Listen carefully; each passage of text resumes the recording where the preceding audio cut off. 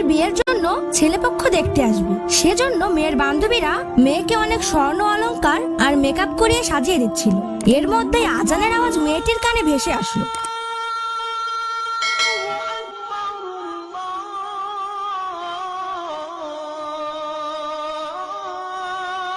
তখন মেয়েটি নামাজের জন্য অজু করতে যাচ্ছিল। মেয়েটির মা জিজ্ঞাসা করলো, তুমি এখন কোথায় যাচ্ছ? মেয়েটি বলল, মা আমি অজু করতে যাচ্ছি। মা বলল, তুমি কি পাগল হয়ে গেছো? একটু পরে ছেলেপক্ষরা তোমাকে দেখতে আসবে।